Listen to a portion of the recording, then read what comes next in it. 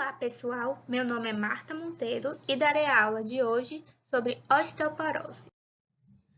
A osteoporose ela é uma doença sistêmica, progressiva e silenciosa caracterizada por diminuição da massa óssea, levando à fragilidade do osso e assim a fraturas.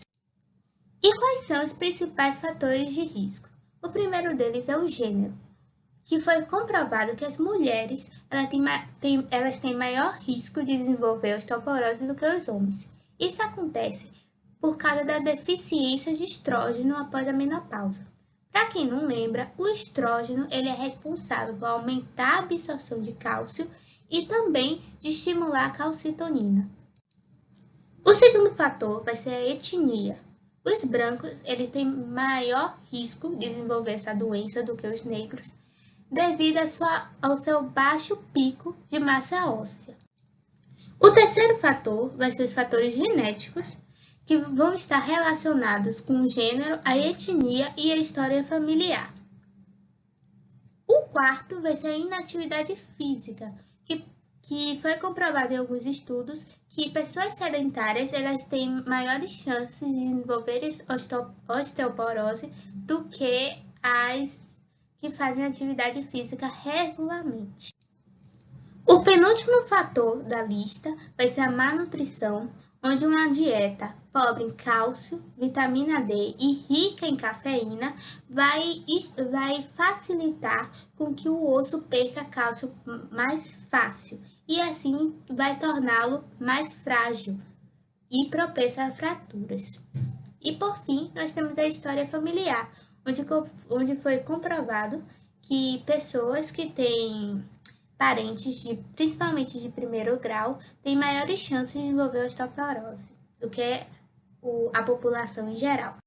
A fisiopatologia da osteoporose consiste no desequilíbrio entre a reabsorção e a formação óssea. Para compreender melhor essa fisiopatologia, é necessário entender a interação desses dois componentes no osso normal. Na fisiologia, a gente vai ter 4 etapas de absorção e reabsorção óssea. A primeira delas vai ser de ativação, onde o precursor dos osteoclastos eles vão ser ativados e vão se fundir até formar o osteoclasto, certo? Já na segunda fase vai ser a fase reabsorção, onde o ranque que está presente no osteoblasto, ele vai se ligar ao seu receptor, que estará no osteoclasto, estimulando o osteoclasto a liberar enzimas e iniciar a fase de reabsorção óssea. Já na terceira fase, o que é que acontece? A gente vai ter essa molécula, a OPG, que vai se ligar ao ranque e vai impedir essa ligação entre o ranque e o seu receptor, fazendo com que o processo se caminhe para a quarta e última fase, que é a fase de formação, onde a gente tem uma atividade maior do osteoblasto do que do osteoclasto, certo? E como é que acontece a osteoporose? Na osteoporose, a gente não vai ter uma inibição dessa ligação, ou seja, o ranque ele vai estar ativado, vai estar sempre ativado, seja o receptor do ranque ele vai estar sempre ativado, estimulando o osteoclasto a fazer a reabsorção do osso, seja pelo ligante, seja pelo ranque, ou seja seja com alguma outra molécula parecida. Não se esqueçam que o ranque ele é da família dos receptores do TNF-alfa, certo? Está envolvida, para quem não se lembra, no processo de inflamação. E aqui, nesse slide, vocês podem ver a análise histológica e macroscópica da osteoporose. O principal achado vai ser o aumento do diâmetro das trabéculas, como vocês podem ver aqui.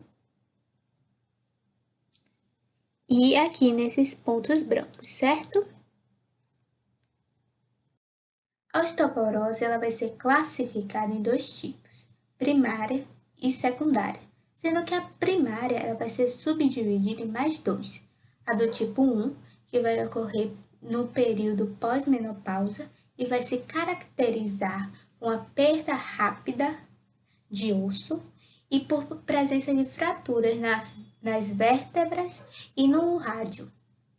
E também temos o tipo 2, que ela vai estar relacionada ao envelhecimento, que vai estar bem associado a uma deficiência crônica de cálcio, ao aumento do paratormônio e também a uma diminuição da formação do osso. Já a secundária, ela vai ser causada por algum processo patológico, seja por alguma infecção ou um processo inflamatório, como é o caso da osteomielite, ou por imobilização prolongada, por indução por fármacos e, por fim, alguma doença endócrina, como, por exemplo, o hipotireoidismo. Para o diagnóstico de osteoporose, nós vamos começar com um exame clínico. Lembre-se que a osteoporose ela é conhecida como doença silenciosa, porque o paciente vai se apresentar assintomático até perder 30 a 40% da massa óssea. Ou seja, as fraturas que ele tem, ele só vai descobrir quando ele fizer algum exame de imagem. Ou como ele começar a sentir uma dor, geralmente é uma dor lombar, de intensidade leve a moderada. Por isso, é muito importante ficar atento aos fatores de risco e também a presença de alguma deformidade. Já os exames laboratoriais, nós vamos passar um hemograma, a dosagem de cálcio e fósforo, também o marcador de formação óssea, como a fosfatase alcalina, e o marcador de reabsorção óssea, como a hidroxiprolina. Também nós temos os exames de imagem, que a gente vai utilizar a radiografia para verificar algum desvio postural, e também a densitometria óssea, onde vai ser um excelente exame para avaliar, para prever fraturas, já que avalia realmente a perda óssea.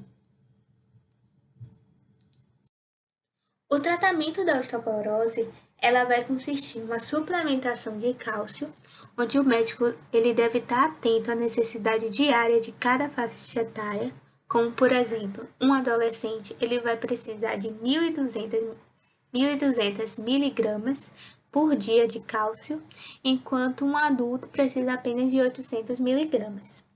Também a gente vai fazer uma suplementação de vitamina D, que vai favorecer a formação óssea e facilitar assim a absorção intestinal de cálcio. Também a gente tem a reposição de estrógeno, que ele vai diminuir a incidência de fraturas em até 50%, mas essa reposição ela pode aumentar em até 40% o risco de câncer de mama. Por isso, esse tipo de tratamento é contraindicado para mulheres que têm uma história familiar de câncer de mama ou para pessoas que têm como antecedentes o AVC ou tromboflebite. Também a gente tem a reposição de calcitonina, que é um hormônio que vai inibir a reabsorção óssea, e a gente utiliza a calcitonina como uma segunda via para o tratamento de primeira linha. E o tratamento de primeira linha vai ser o bifosfonato, que ele é a droga mais segura que tem, mas é necessário ficar atento ao seu principal efeito colateral, que é a esofagite. E por fim, a gente vai ter a atividade física, onde o paciente ele deve mesclar exercícios aeróbicos com o de fortalecimento muscular para assim aumentar a massa óssea. Bom, essas foram as minhas referências, espero que tenham gostado da aula. Beijos, até a próxima!